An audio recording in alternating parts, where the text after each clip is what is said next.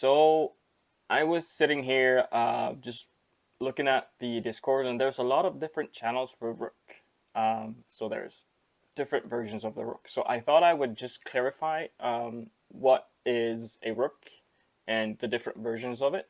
So let's start with the best way for you to find your source for Rook if you want to build one. Go to Rolohaun's website. This covers the updated versions.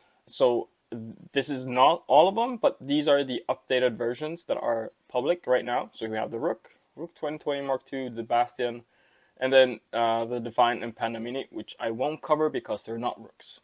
So let's start from the beginning. This all started with the Rook Legacy back then, which is just called the Rook. This was Rolohaun's design from the start. He wanted something simple, built mostly from things that he had. So it uses two motors on Z with lead screws and a 4-post bed. And this is simple, it's cheap, it's really easy to build. The top part has stayed about the same through all of these versions except one. And so it had a 120 blower on the back. You can see that here. And this setup it worked excellently, actually. It was a really good, solid little printer, but there were improvements to be made. And throughout all of this, I'm going to show you at least one of the actual built printers. I've tried to find the first one of each serial number, except one, and that's the first one. It's my own. This is my own, mostly printed. I took the challenge of printing as much as this as possible. But yeah, so what are the upsides and the downsides of the original Rook? The downsides being that the bed had a tendency to bind when it was moving up and down because of the 4 posts. We tried different ways of mitigating this, even removing one Z motor and making it side cantilevered, which it did actually work. Not ideally, but it did work. The second thing that was wrong with this, or not wrong, but not optimized, there was little room for a tool head. There was not a lot of room on this. In later iterations, we moved everything out a little bit to make more room for more tool head. So that was the Rook Legacy. Let's move on to the Rook Mark 1 and the Rook Mark 1.1. So the Rook Mark 1, sorry, it uses the Rookery toolhead as a default toolhead now. There's a little bit more space on the x-axis for that toolhead. Let's see my notes here. The bed is now cantilevered with a single motor and belted Z. It's a lot easier to get smooth. Not big issues with binding. The big downside to this is that the bed in itself drops after a print or on power outs. If you didn't have your end stop or your end macro set up to lower your bed, which in itself it doesn't make a huge difference. It still works. Only real issue is that it's not a good sound to hear that smack when your bed falls. And also, if you're using the end stop, you might risk losing that end stop to something at some point. So not ideal, but better.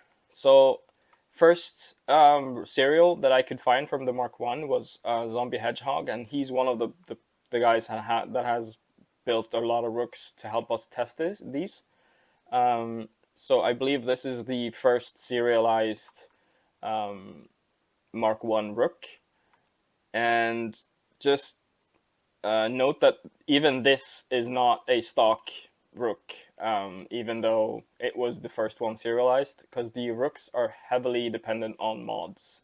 It's what we love. It's why we publish the printers that we do, because we like to see people mod them, and the creativity that comes out of this is it's amazing. So the big difference between the Mark 1 and the 1.1 is that the parts were a little bit more optimized. There's a little bit more room here and there. The feet are upgraded to something that doesn't need supports or minimum supports. Actually, no, it's no supports. We added more logos because someone said that there was too much logos on the original one, so we just added more. And then the 1.1 also supports the Fabreeko kits, so you don't need to print their STLs. Moving on, I'm going to show you the Fabreeko kits. I have one of these, it's excellent. And then we have the West 3D kit, which is also excellent. I've talked to the guys over at West 3D. I also talked to a couple of people that have these kits. They are perfect. The differences between them in quality, there are no differences. So they use high-end components. The difference is that on Fabreeko kits, it's one kit and there's a 2020 add-on. I'll talk to that about that later. And the West 3D kit, there's a couple of options to have a couple different components set up, and you can also add a pie if you want. So that's the kits, and I'll come back to these a little bit later. So the first Rook 2020 that I designed for Rolohaun was called just the Rook 2020.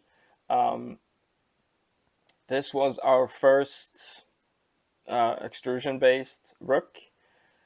The base design was a Rook with slightly more room because the frame is bigger, and the fact that you don't have to print all of it means that all of the parts that you need to make a Rook 2020 work can be printed on a Rook.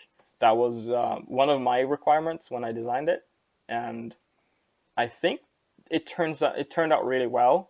The first version, the Rook 2020, didn't have the geared Z, but it still worked.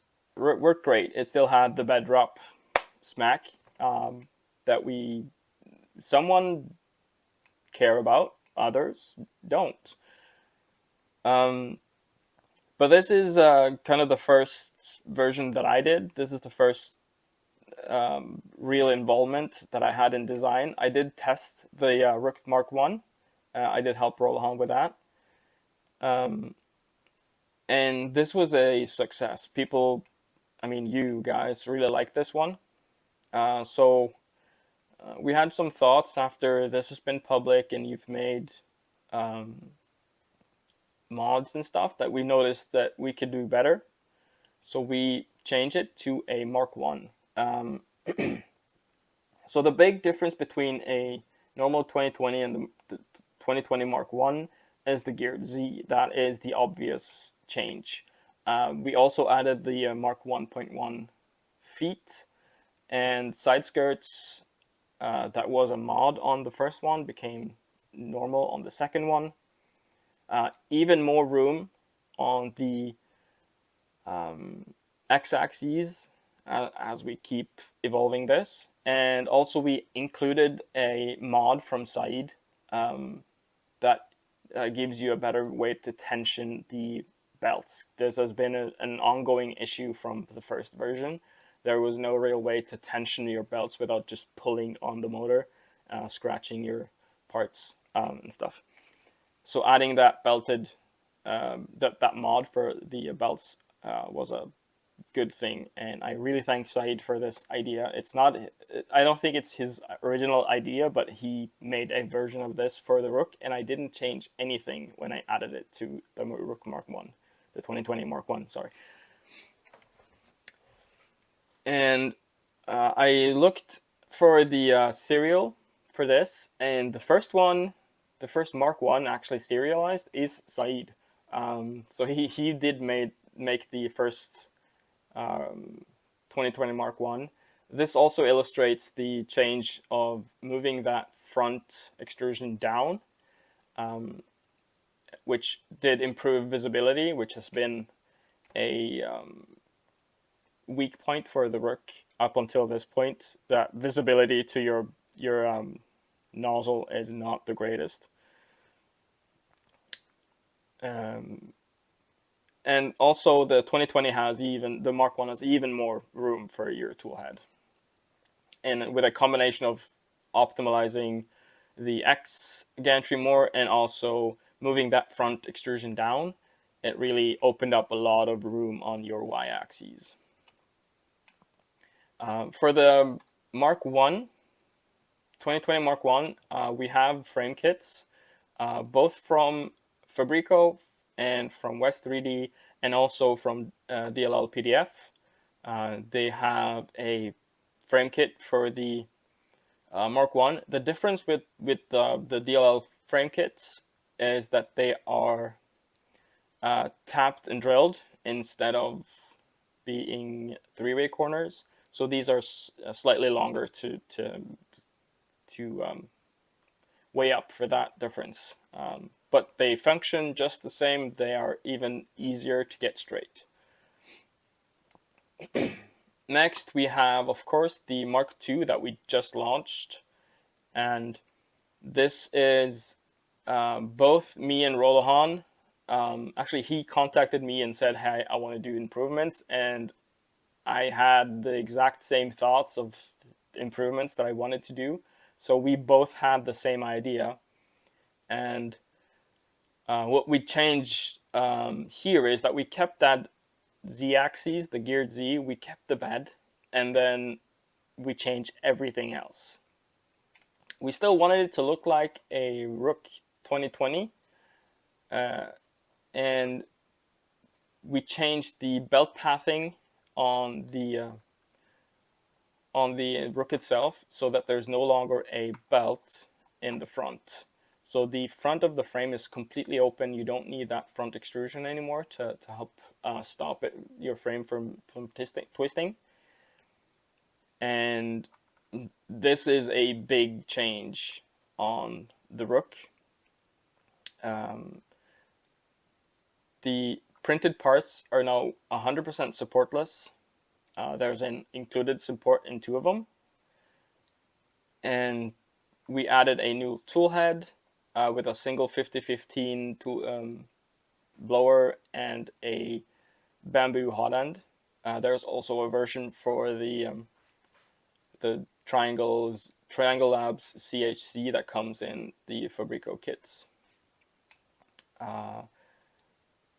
Just looking at my notes here, yeah, the one more change that we made is that the power supply fits in the bottom of this. That's the Meanwell 200. It now fits inside of this bottom frame along with your MCU or your SKR Mini, whatever board you want to use. It's tight, but it does fit. So it's a all contained, fully contained printer. Let's see. It now uses blind joints as default. We just saw that the three-way corners makes the frame not 100% straight, and blind joints just fixes that. I did make a video about how to do blind joints the simple way, without using any fancy tools. Drill bit, tap, that's it. And yeah, this is also because we removed that front extrusion, there's even more space for a tool head, so you can really evolve this. I hope that there will be a lot of mods for this to fit different types of tool heads on this. We wanted one single one as the standard tool head, and it ended up being a modded version of the RC150 tool head. So I looked through the serials and I found this, the first Rook 2020 Mark II. This is by Henry. I believe he did this like just a couple of days after we launched the Mark II, which is amazing. Uh, I think he was in the middle of building his Mark One, and then we launched the Mark II, and he just reprinted everything. So thank you, Henry. This is a great build. Like most Rooks, none of them are 100% stock, and that's what we like. We like them to be modded. We like modifying, improving, adapting to your own style. So he has the power supply on the side, and yeah, this is a great looking Rook. So DLL PDF collaborated with us while we made the 2020 Mark II. So they already have frame kits available, ready to order. So yeah, there you go. We do have we are in talks with other suppliers for this as well. So that's the normal Rooks all done. I want to talk about three more printers, actually four. The first one being the Rook 180. Some people were a little confused about this, but it's a different printer from the Rook. It's just not. It's simply not just scaled up. This is a completely custom build.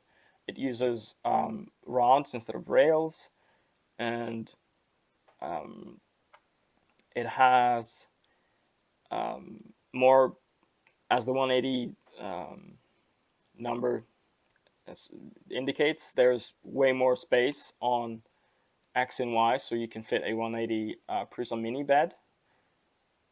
And there's a triple Z, and although bed leveling is default because of that triple Z, you need Z tilt. And it's fully contained inside of the frame instead of the Rook having things on the outside.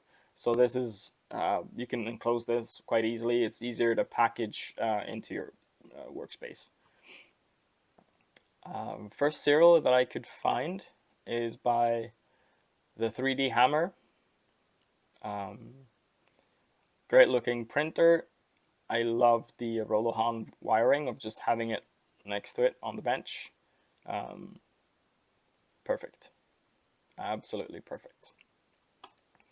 Next, we move on to my second design for Rolohaun is the Bastion. It's technically still in beta, but we don't foresee this to be any major changes. And it's using the same basic parts from the Rook 180. So if you have a Rook 180 or you have all the parts to build a Rook 180, the Bastion uses the same parts. There's a couple more bearings because we did change the belting for this to not be in front. This was mostly inspired by the next printer that I'm going to show you and another version of that next printer. So it's using that same belt pathing as the Rook Mark II is using today.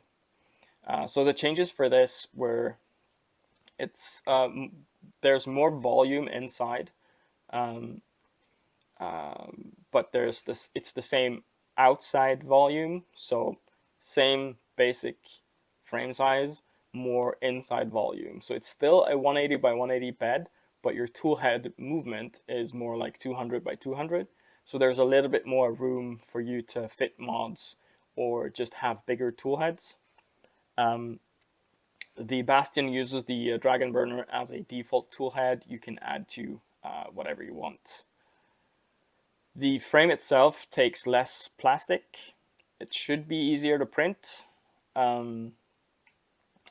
It has some mounting holes for panels if you want to have panels.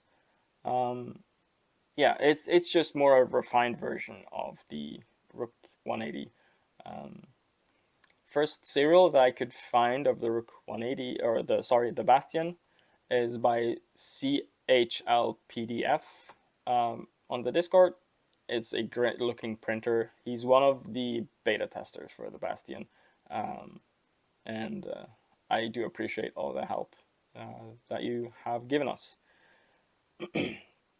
So next is the kind of the oddball out. It's the Rook Evolution. I still believe this is a fantastic printer. I did build this. I never finished mine 100%. I built this as part of helping Rolohaun develop it.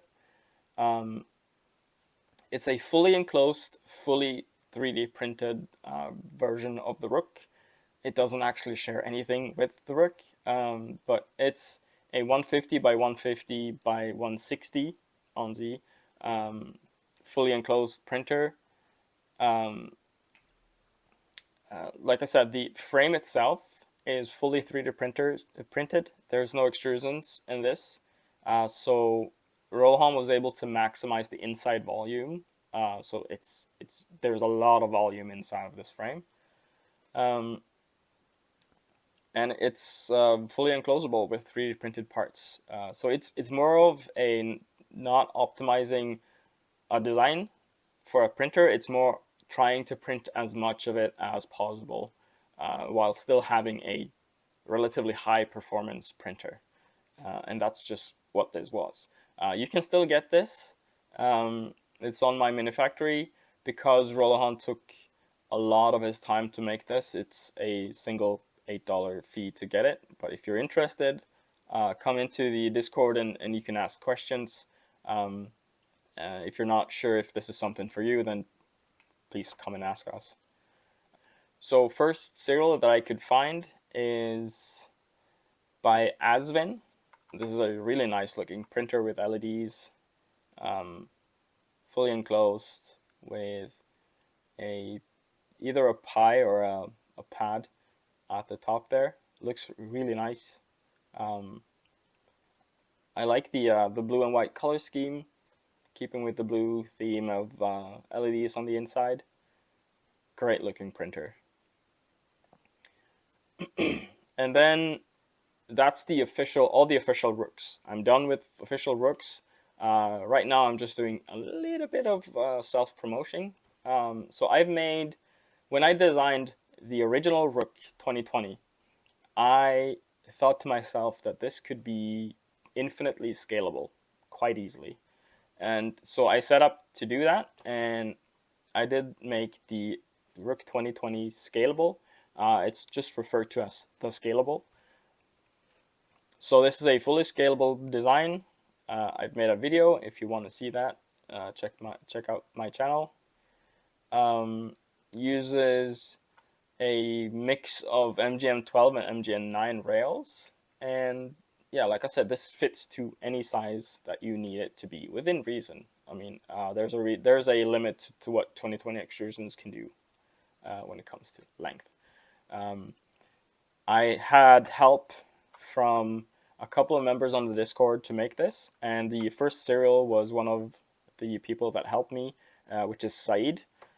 He made the first Rook 2020 scalable even before myself, which I'm humbled by your commitment, Saeed, to this.